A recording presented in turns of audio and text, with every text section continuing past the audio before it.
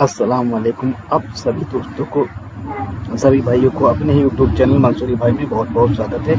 उम्मीद करते हैं आप लोग स्वस्थ होंगे और मस्त होंगे। उसी उम्मीद के साथ हम इस वीडियो में बात करने वाले हैं इस कंपनी के बारे में, सुजलोन एनर्जी के बारे में। ये आप देख सकते हैं।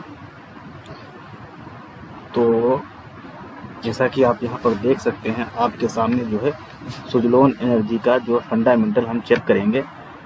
ये आप देखेंगे, सुजलोन कंपनी है यहाँ पर, और जिसका भाव चल रहा है 52 रुपये 40 पैसे के आसपास। तो इस वीडियो के अंदर हम यह जानेंगे कि कंपनी का जो फंडामेंटल है ये किस तरीके का है, साथ ही इसका जो चार्ट है उस पर सपोर्ट और रेजिस्टेंस क्या निकल कर आने वाले हैं। साथ ही यह भी जानने की कोशिश करेंगे इसके अंदर जो FIS अपनी होल्डिंग चेंज किया है, जो डाटा आया है हर 3 महीने पर जो है FIS और DIS यानी होल्डिंग का जो चेंजिंग का डाटा आता है, तो वो भी हम यहाँ डिस्कस करने वाले हैं।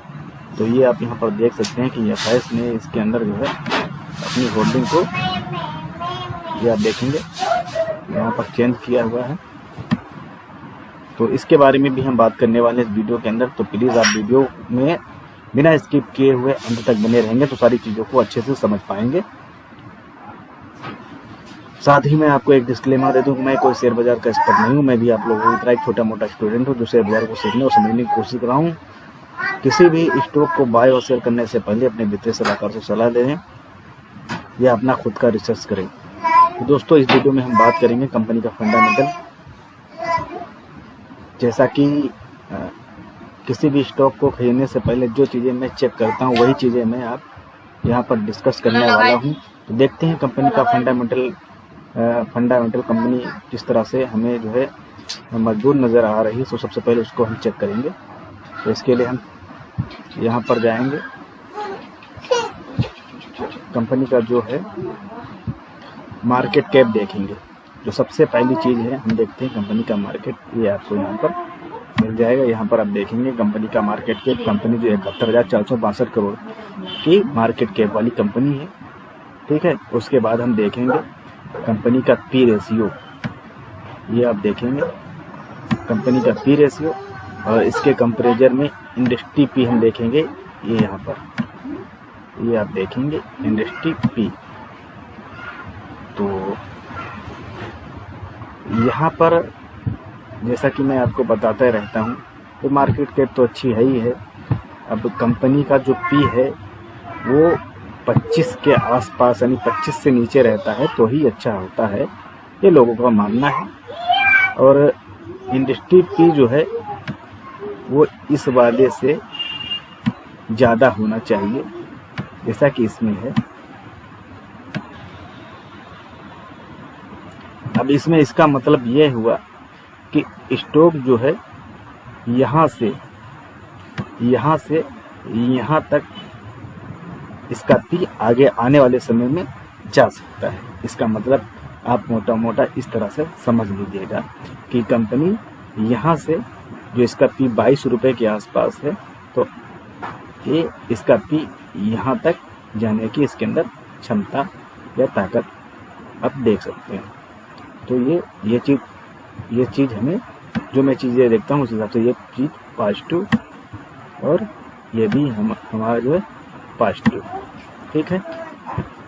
अब हम देखते हैं और चीज़ें कंपनी के अंदर क्या है, कैसी हैं। अब हम देखेंगे कंपनी का बुक वैल्यू कितना है। कंपनी का बुक वैल्यू जो है आपको नज़र आ जाएगा करीब 7 रुपये के आसपास कंपनी की बुक वैल्यू है। और बुक वैल्यू से कई गुना जो है स्टॉक की कीमत अभी यहाँ पर दिखाई दे रही है, ठीक है।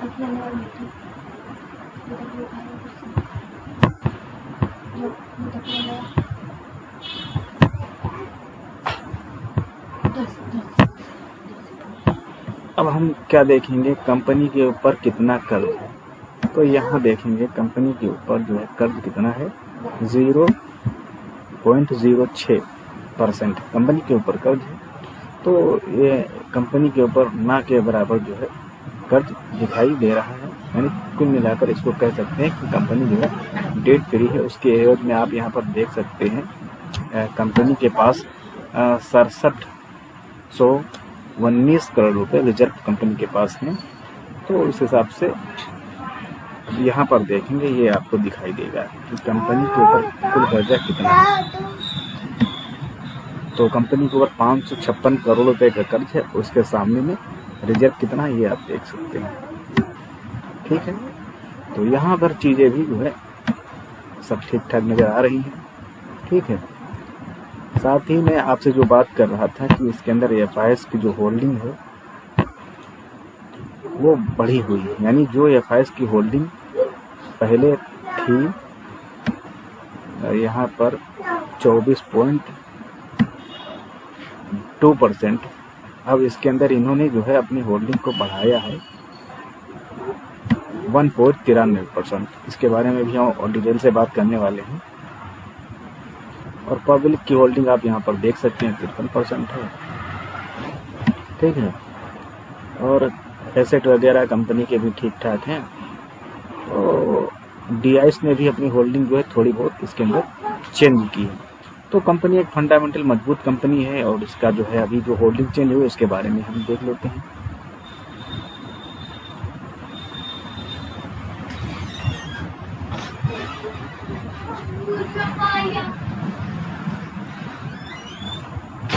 ये यहाँ पर जाएंगे और यहाँ पर जाने के बाद ये आपको यहाँ पर सारा डाटा मिल जाएगा। अब हम यहाँ पर देखेंगे कि जो एफआईएस है वो अपनी होल्डिंग को कितना बढ़ाया। सारी चीज़ें यहाँ पर क्लियर हो जाएंगी। हाँ, ये आप देखेंगे पिछले क्वार्टर में यहाँ पर एफआईएस की जो होल्डिंग है ये आप देखेंगे।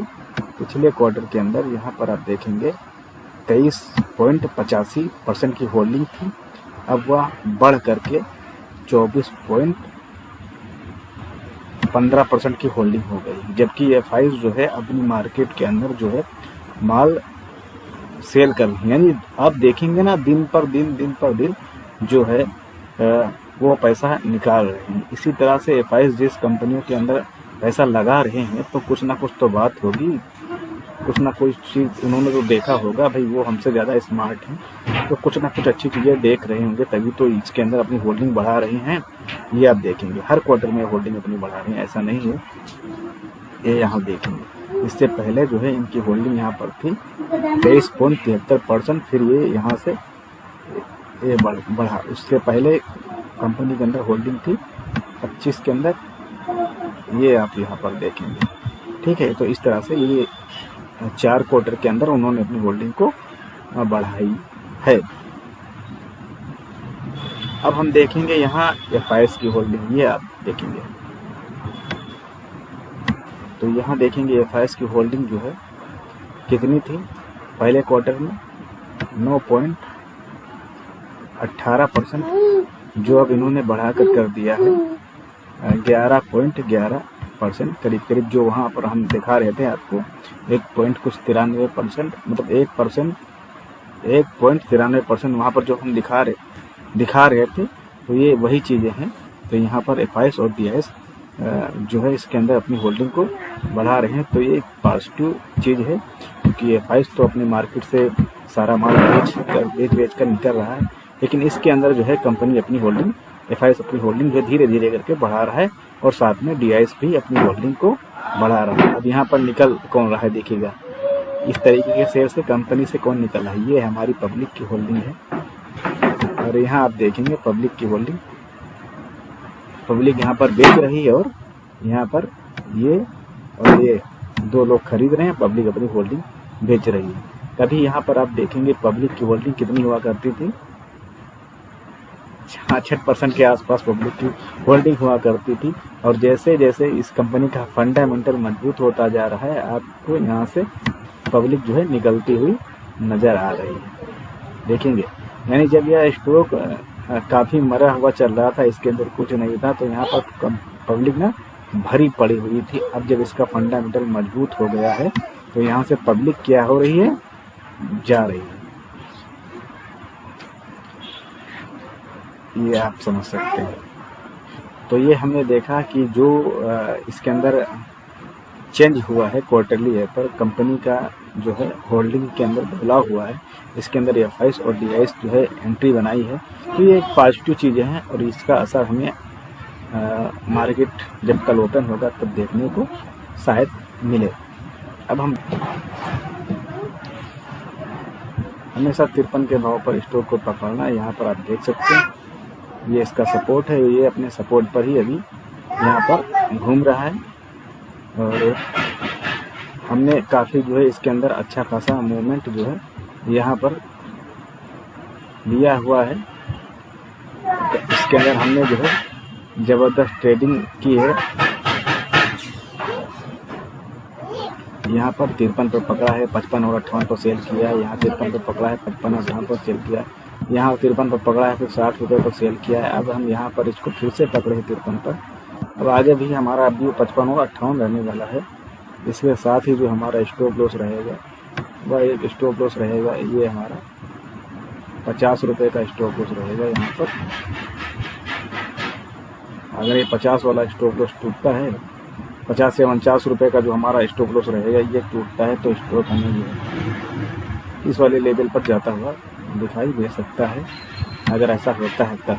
वैसे मुझे ऐसी चीज़ें इसके अंदर अभी नज़र नहीं आ रही जो टेक्निकल चीज़ें हैं, तो उस हिसाब से जो है ये इसका जो हमारा सुपर ट्रेंड है ये धीरे धीरे करके आप देख रहे हैं,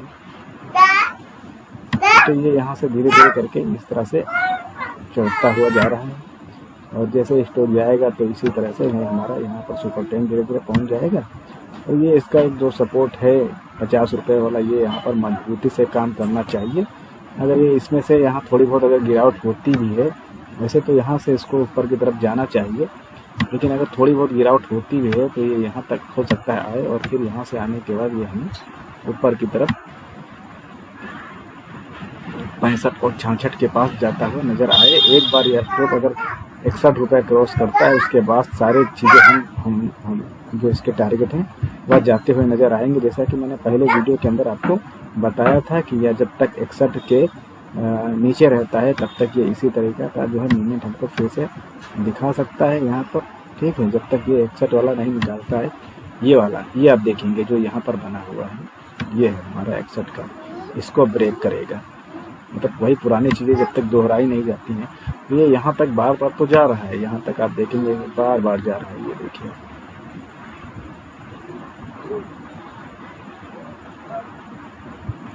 जब तक इस वाले लेवल को नहीं निकालेगा वही तब तक ये स्टॉक हमें ऊपर जाता हुआ वहीं दिखाई देगा। तो जैसे ही 61 का लेवल निकालता है तब फिर ये हमें इस लेवल पे जाता हुआ दिखाई दे सकता है। ये वाला जो आप देखेंगे यहाँ पर कितना आ रहा है, ये आप यहाँ पर देखेंगे 66 रुपये का आसपास यह लेवल निकल कर आ रहा है, तो इस वाले लेवल तक हमें जाता हुआ दिखाई दे सकता है। और जैसे ये 66 का लेवल निकालता है फिर हमें 70 और जो इसका हाई है वहाँ तक भी जाता हुआ दिखाई दे सकता है। ये आप देख सकते हैं इसका जो हाई है कितना है, 75 रुपये का, तो ये यहाँ पर भी हमें आने वाले समय में जाता हुआ दिखाई दे सकता है। तो आप इसको इस हिसाब से देख सकते हैं, जैसा कि मैं पहले भी आपको बताया था। ये इसका है 75 रुपये का लेवल, और इससे पहले ये आपको 66 रुपये। और जैसे बड़े बड़े ब्रोकर फार्म हाउस ने इस स्टॉक के बारे में आप अपने टारगेट दिए हैं, और यहाँ पर जब ये स्टॉक जाएगा तो यहाँ पर इसका ब्रेकआउट हो जाएगा। फिर इसके बाद हमें 80, 85 और 100 तक के भी टारगेट देखने को मिल सकते हैं आने वाले समय में। फिलहाल ये अपनी अभी सपोर्ट रेंज में है, ये इसका रेंज है जो हमने बनाया था, आपको बताया था। ये देखिए ये अभी उसी रेंज में घूम रहा है, ठीक है। ये हमारा ये रेंज है, इसी रेंज में अभी स्टॉक हमें जाता हुआ नज़र आ रहा है काफ़ी दिनों से। कितना समय हो गया है ये अभी आप देख पाएंगे, यहाँ पर ये देखेंगे यहाँ से इसको पकड़ते हैं तो 17 अप्रैल यानी अप्रैल, मई, जून, जुलाई 3-4 महीने से इसी रेंज में अपना जो है स्टॉक अभी घूम रहा है। तो आप इस हिसाब से उसको देख सकते हैं। ये रेंज है, इस रेंज में हमने अच्छी खासी ट्रेडिंग इसके अंदर की हुई है, ज़बरदस्त। अब यहाँ पर जब था तब भी ट्रेडिंग हो रही थी, ये सपोर्ट था, यहाँ पर इसने सपोर्ट लिया 2 महीने करीब यहाँ भी घूमा हुआ है, और उसके बाद यहाँ से स्टॉक कंटिन्यू भागता रहा। फिर जब यहाँ पर आया तो यहाँ पर फिर जो है इस तरह से 1-2-3 महीने इस तरह से। अब देखिए जब ये होता है ना, इस तरह से जब स्टॉक चलते हैं तो हम लोग स्विंग ट्रेडिंग और सब्बल पैटर्न वाले हैं, तो इस तरह से जब कहीं पर स्टॉक रुकता है तो हम लोगों को ज़्यादा मज़ा आता है ट्रेडिंग वगैरह करने में। ये आप देखेंगे इस तरह से।